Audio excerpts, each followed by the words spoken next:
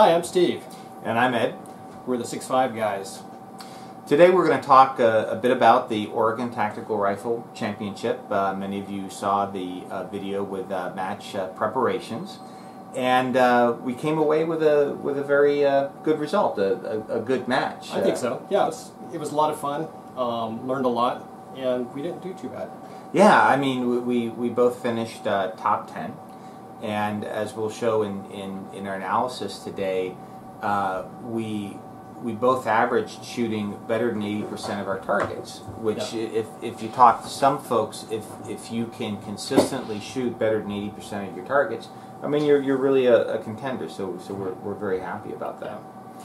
So we're actually conducting a after-action review, an AAR, and the purpose of the AAR is to identify those things that we're doing well that we should continue, and also identify areas that we need to work on to integrate more into our practice drills and getting prepared for matches, just so we can have a better showing. Yeah, because what we're finding out now is we have the basics down, and now we're getting into areas of incremental improvement. And to identify those areas of incremental improvement and make sure we're using our time wisely, we're going to show you some of the analytical techniques that we're using as part of our after-action debrief, and we'll show you how to conduct a similar analysis if you were so inclined. And I think you'll see that even though we had a respectable showing, we have a lot of work to do. Absolutely. Yeah. So one of the things that we're doing is, of course, we have the match books, and we pointed to these in our prep video that we did right before the match. So we'll walk you through some of the stages. We'll show you basically how we did versus the field of competitors, and then we'll do a quick assessment as to the things that we think we did well, things that we definitely need to work on. Yeah, and we'll go through the stages in the order that we shot them, and that brings up an important point. Is some matches like this match, they'll give you a lot of information ahead of time. So they gave us the information on the stages, as well as the squads and the order the squads would be shot. So one thing we learned is just from a strategic standpoint, instead of just signing up, on any random squad sheet, we could have been a little more strategic and made sure that some of the longer distance stages were shot early in the morning. Yeah, I know I believe 3 of the people that placed top 5 actually were in that first squad. Yes. That shot the long range stage, right? So they had the advantage of no to very little wind, probably no wind at all, whereas that ended up being our last stage, and we had considerable wind that was shifting about every 5 seconds. Correct. All right, well, why don't we go ahead and jump into it. First, a quick overview of the site, COSSA, Central Oregon Shooting Sports Association, located in Bend, Oregon. We'll put up a quick map overview so you can kind of see where that's at, but it's basically Central Oregon. Our drive down there took approximately 6 hours. We took my F-150 down and then stayed in the hotel. So it was a pretty easy 25 minute drive, or more like a half hour, but in the morning to get out there. And temperature-wise, so it's kind of interesting. Yeah, so driving there, I watched the thermometer on your car, and it was like 29 degrees. Yeah, in the morning. In the morning. It was like 29 degrees. And long story short, we got there, I mean, the first stage, it was maybe 40 degrees, or the cold bore shot, rather. And then when we left there a few hours later, it was close to 90 degrees. Yeah. So you had the DA, we had, what, about a 4,000 foot movement in DA. We started out around, what, 3,500, and finished today about a little over 7,000. Yeah. And very dry, by the way. Yeah, very dry, about 18% humidity. Yeah. But for each stage, we had to take a reading of conditions with our kestrels, and we entered that into the shooter app. And fortunately, the shooter app was very accurate, so we were very happy with that. And because we shoot the same rifle and the same load, as we developed our cards for each stage, we were just double checking with each other, and we caught actually a couple of mistakes, and so that's good. That's one of the benefits of having the same equipment. All right, so we got started. There was a field of competitors, about 55 shooters. If you actually look overall at how we did, why don't we start there? I'll show up on the screen, guys, our overall match results. You can see that we scored in the top 20%. I finished up at 82 percentile. Now, just a word on kind of the percentile scoring. What this does is it looks at how all competitors scored in this match, and then it ranks us on a percentile basis, 0 to 100%, just to see where you fall in the spectrum of performance. And you can see scored at 91%. So good job, Ed. And we'll talk a little bit about kind of that difference and what drove there. But I think I had one match that significantly pulled, or one stage that significantly pulled me down. And what's interesting is, when you look at how the scores are clustered, you had Steve at 1,035, and then there's quite a drop off with the folks behind him, and then I look at my score of 1,085, and there's a considerable gap,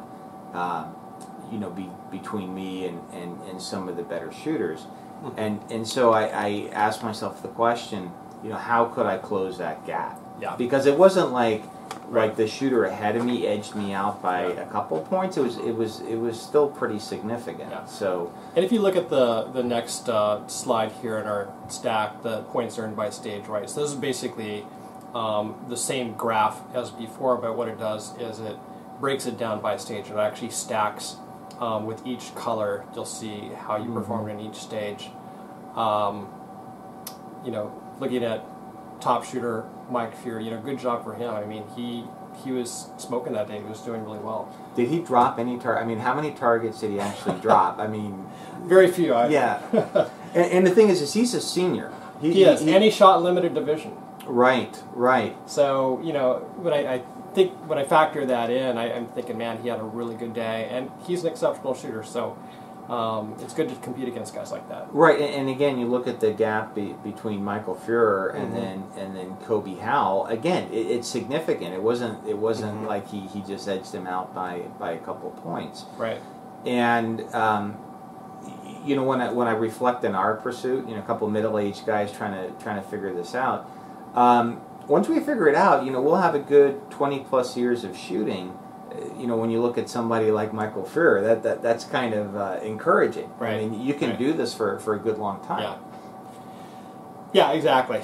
So I've shot in matches with a few of these guys, and to be kind of up there in that range, it feels pretty good, at least for me. I don't know. I'm ecstatic. I mean. So why don't we jump down to where we started. So first thing in the morning, we did the cold bore shot. You want to talk briefly kind of what that consisted of, what we did? I mean, it was a 2/3 or 65% or 66% IPSC target out. I think it was a little over 500 yards. About 500 yards. Yeah, 500 yards. Not terribly challenging. And I think the scores reflect that, right? If you actually look at kind of how did everyone do, well, the vast majority of folks picked up all points possible in that stage. So, I can't talk to the folks that ended up towards the bottom, but yeah, not particularly challenging. Good way to start the day. Just kind of know that you're on target. Yeah, but it's one of those stages where because it isn't challenging, if you did miss and because it counts for quite a bit of points, yeah, it definitely put you behind the curve. You wouldn't be very happy with yourself. Yeah, it would be tough to kind of make up for that. But I think a lot of cold bore shots that we're seeing at matches are 1 MOA targets. I mean, this 66% IPSC at 500 yards. I mean, you're talking about 2.5, 3. Yeah, I mean that's a pretty generous target. Yeah. So. Yeah, I mean, we had, I believe, 25 seconds to make a shot, and then if you missed the first one, you could shoot a second for half the points. But yeah, it was plenty of time. Yeah, Okay. plenty of time. All right, so stage 1, and here's where we have a little bit of video. Actually, we'll come back to that because we didn't actually shoot that first. Yeah, we shot that last, so yeah. Stage 2, pace yourself. What this stage was about was you basically have 10 rounds, and they're staged on a barrel several yards away from the shooting position. You could only take with you from the barrel 2 rounds at a time, load your rifle, and then you're shooting at a target that is approximately... It was 375 yards. Yeah, 375 yards. And it was a full-size dipstick. Right. And you know, I, as well as the majority of shooters, did very well on this. Again, if you actually look at the numbers, not that challenging of a stage. I mean, it could have been a more challenging stage if they, had a shorter time limit. Yeah. Because I think the idea is it gets your heart going and everything, but just with the generosity of the time limit and the size of the target, again, not a whole lot to talk about. Yeah. My counsel there, if they wanted to make this a little more challenging, at least get a better spread on scores on this stage, would be either move the target farther out, make it smaller, or tighten up the time. Yeah, exactly. Or all of the above. Yeah, all of the above. Yeah, exactly. But it was good to have a few stages where you can pick up all the points. Yeah. Stage 3, Ed, look at that. Yeah, so very happy. I mean, that's where our barricade practice really paid off for you. And well, yeah, no, I mean it did. And honestly, there was one shot standing that I really should not have missed. It was at 175 yards, very generous target. But I got nervous and my legs started shaking. And you hadn't done your core jump at that point. Yeah, all right. I don't think that had anything to do with it. I was just plain nervous. I don't know. I was just plain nervous, and so my legs started shaking. Yeah. And I would attribute it just to a lack of confidence. So I thought I had gotten over a lot of the match jitters, but I still had it. So that's something to work on. Now this stage was interesting. Do you want to kind of get the highlights in terms of what this particular stage consisted of? Yeah, because you're shooting off a barricade. You're shooting standing, kneeling, and then sitting. And fortunately, that's what we practice every Saturday. Yeah. So I felt very, very comfortable with it. And then you transition to prone, and you had targets starting from 250 yards. I originally said 175, but it was 250, going all the way out to 1,000 yards. So the 250, the 350, and the 400, you were shooting positional, off the barricade. And then the farther ones prone. Yeah, the further ones you were shooting prone. And I hit the 1,000-yard target twice, but my second hit was right when they said time, so it didn't count. Yeah. So I only dropped one target that that I actually shot at, but one just the last one. But when I was watching you and I was filming you, I was thinking, man, you are on fire. You're except for the one dropped at the beginning, you're hitting everything, and I was thinking, you're doing really well, and the score showed. You had second highest score for that stage in the match. It also, I think, that was the first stage where I learned that if they call time, even if your shot breaks at the moment they say time, it still does not count, which is a little bit different. It's not a criticism, but it was just different than some of the matches we've been to. Yeah, and I noticed that at the matches we've been at, they actually have the proper timers that reacts to the shot, and so if you get it off within half a second of the buzzer going, you get it. At this particular match, people were just using iPhones to time it. So if they yell time and they didn't hear that steel thunk, they just didn't count it. Right. Hey, it is what it is. Everybody shot under the same rules. Right. I'll talk briefly on kind of my performance on this stage. I won't go into too much depth because I actually shot immediately after you did. Right. We don't have the full, complete video of kind of the entire train wreck that happened early on in that stage. I couldn't find your camera. No, that's fine, buddy. It's not you. But what happened, and I won't spend too much time on this, but I had a mag malfunction and a combination of short stroking the bolt and not knowing that I had, in the process of short stroking, a round in the chamber. So I basically had to go through a malfunction drill twice.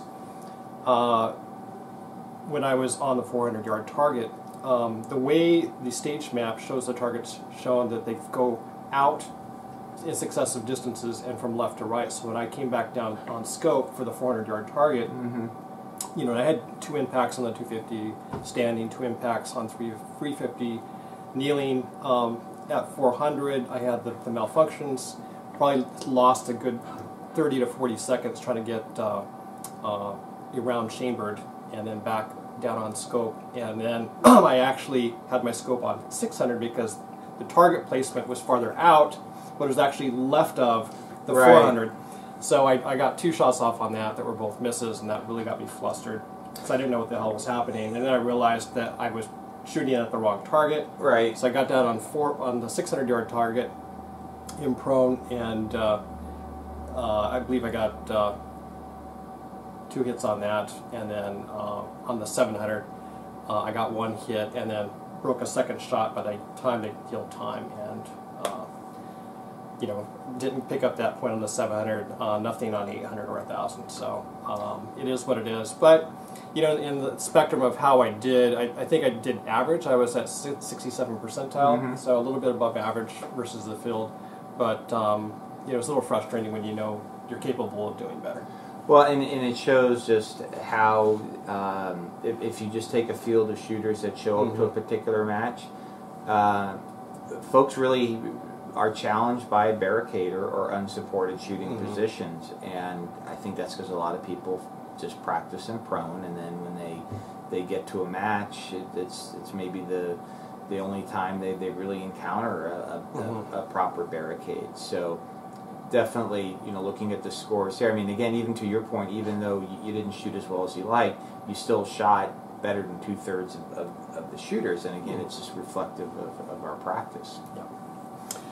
Okay, stage 4. This is the mover stage. This is a stage that was, again, kudos to Carl Taylor and In Motion Targets and the crew that came out to support the match.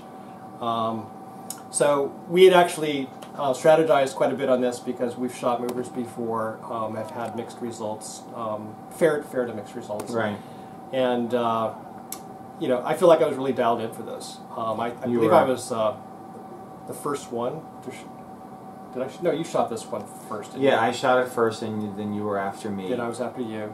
And Steve, I wasn't sure what to expect, but yeah, I basically dropped 1 target on this stage, and it was for the reason of I was trying to get smart. There was a wind flag that was directly behind the mover, and I thought I could index off that for my reticle and just hold there, and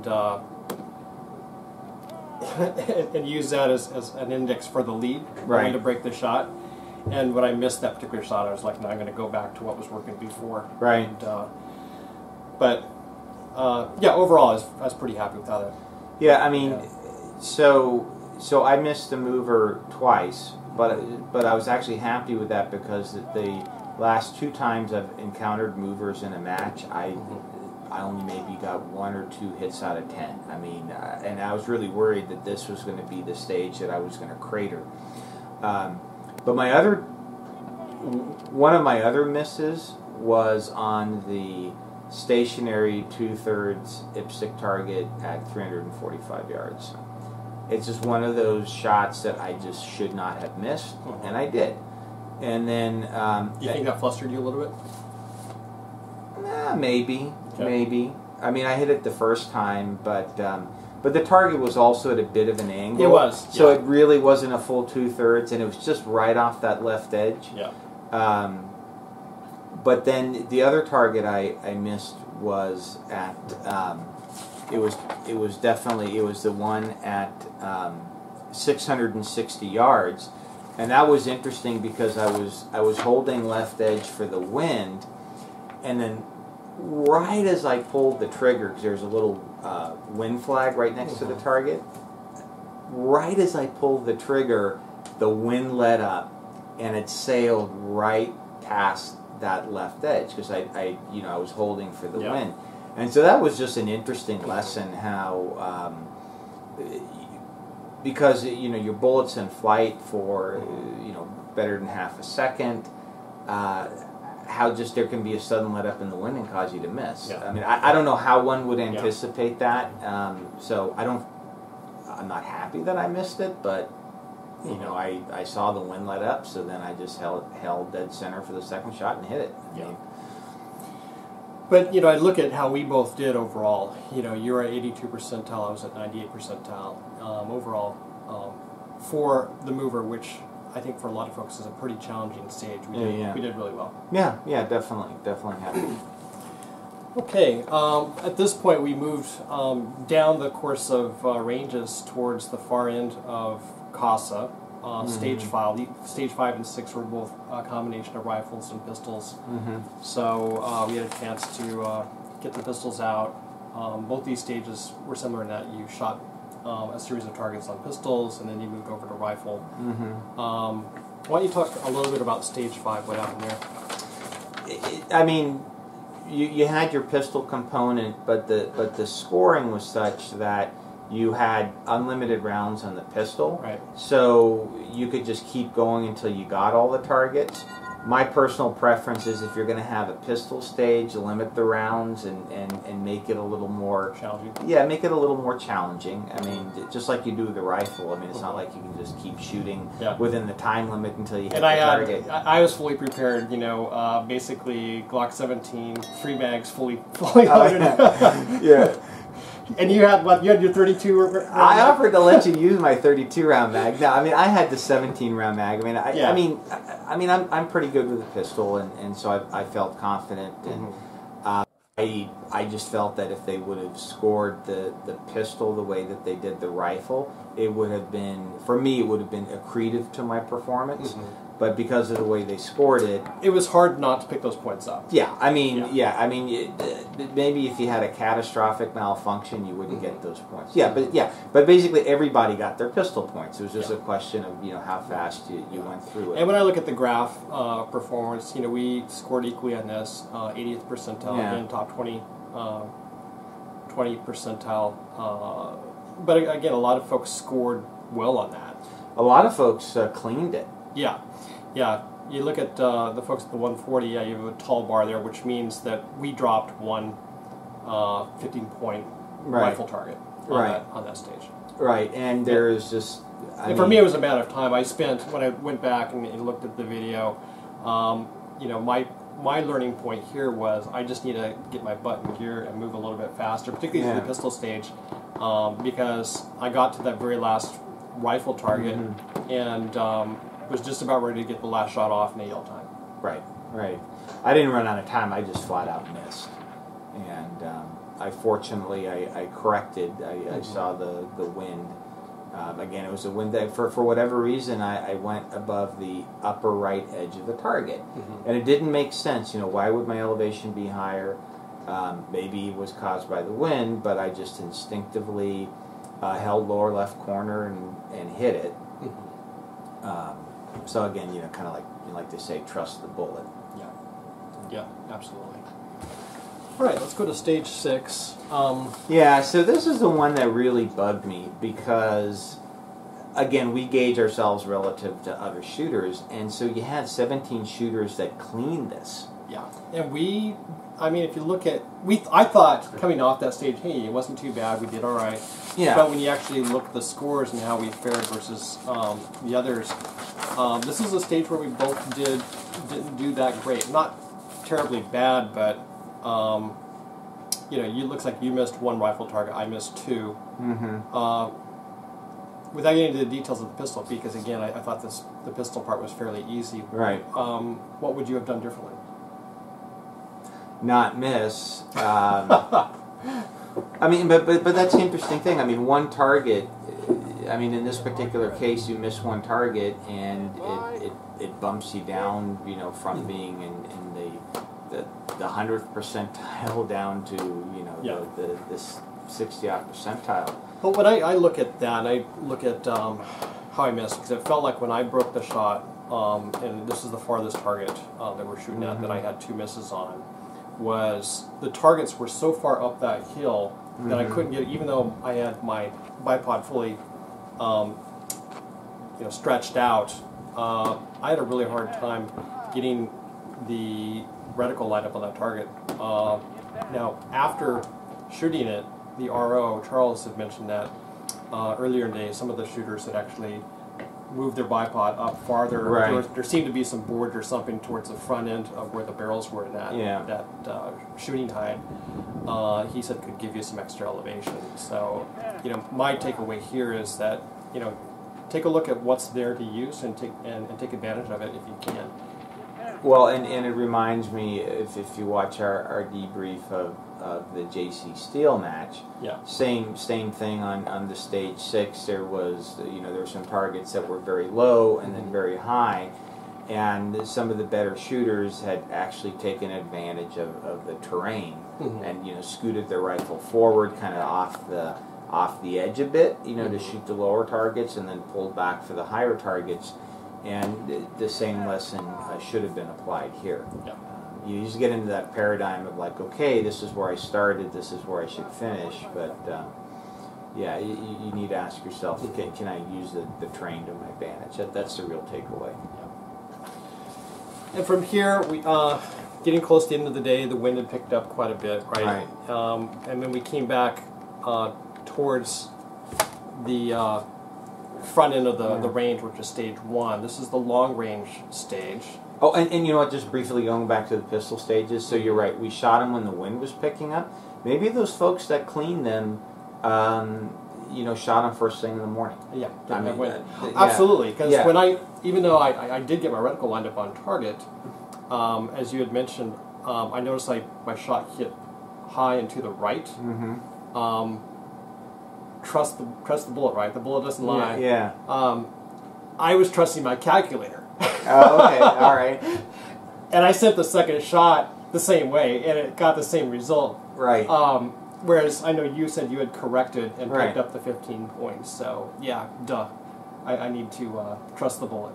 Well, but you know, there's sometimes though where maybe you pull a shot and it would, you know, be to your advantage to use the same hold, but unless you really know you pulled that shot, I think it becomes an odds game at that point. Just trust a bullet and correct your hold. I mean, 9 times out of 10, I think that's better than just saying, well, maybe I pulled that shot, I'll use the same hold. All right, so we took the long walk, moved all the way over towards the front end of the range. This is the 1,000-yard range.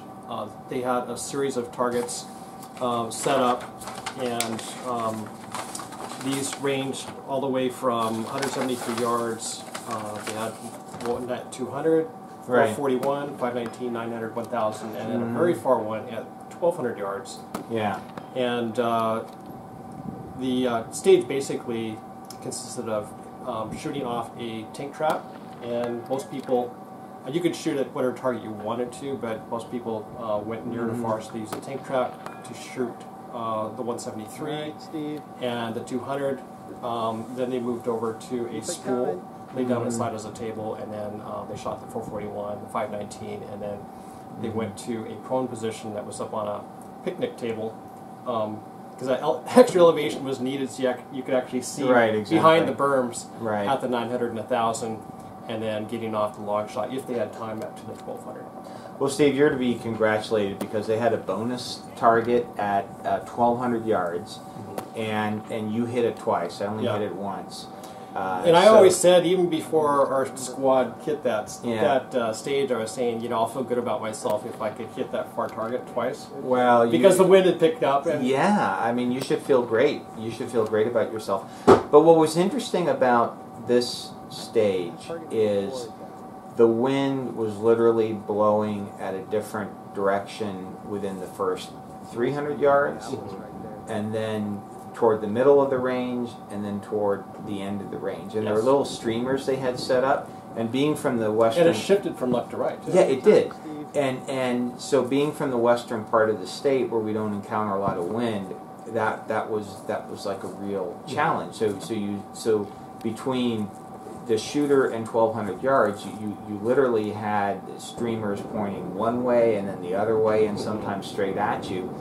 And so you kind of had to take an educated guess. Yeah, and I was asking everybody that's coming off the firing line, hey, what hold were you using on this range? Just try to get any little tidbit of information. But the wind, but even between shooters, the wind switched so dramatically that you could take somebody's advice and then go up there and it was no longer relevant. Yeah. So I feel like again top 80 or top 20 percentile performance. I feel like we have a lot to feel good about there because of the conditions late in the day. Yeah. I mean, if that was in the morning, I mean, it would have been a completely different ball game. And as you had mentioned, the folks that finished in the top were in that first squad that shot this particular stage in the morning, and it had those bonus points. I mean, they all picked up those bonus points. So overall, that's it. Afterwards we had kind of stood around, hung out with some of the shooters while they were tabulating results. They posted them. And this is where I sourced the information, took pictures of the match results that were posted, and then crunched the numbers. But he had some prizes, a few prizes that were given away. They did. I mean, it wasn't a big prize match. But I think for us, we go there because we get the exposure to the wind, and it allows us to benchmark ourselves against some pretty good shooters. So yeah, I mean, we definitely feel good, really good about our performance. With the exception of one stage. No, I mean you can always say that. I mean, again, I mean, while there wasn't a particular stage that I bombed, there were 3 targets that I just should not have missed. But you know what? Again, I'm sure other shooters could say the same thing. And again, at least benchmarking ourselves against other shooters, we did well, and that's what counts. And so we move on. We go to the next match. Just coming up. So got some matches coming up, and we have a lot to practice for. Yeah, you're going to shoot a match out in Spokane. Yeah, next weekend I'll be out in Spokane with a friend of ours, and the week after that we have our monthly regional match at UNSC. We do, and the UNSC match is becoming very competitive, and it's drawing a lot of good shooters, a lot of good, PRS type shooters. So it'll be interesting to see. They're going to be pushing us down in the rankings. Yeah, exactly. So next week you're going to be shooting at the match. I'm going to be hanging out with the family in the match RV, wine tasting and watching the balloon races in Prosser. Awesome. So I'm glad I'm going to be there with the family. You got to spend time with the family. That's part of the game. So and you're going to have a good time shooting. So let's can't wait to see how you do. Well, guys, hope you found this post-match after-action review and analysis interesting. Again, we'd love to hear your comments. Please leave them below. Excellent. Well, remember, life's an adventure. Stay on target.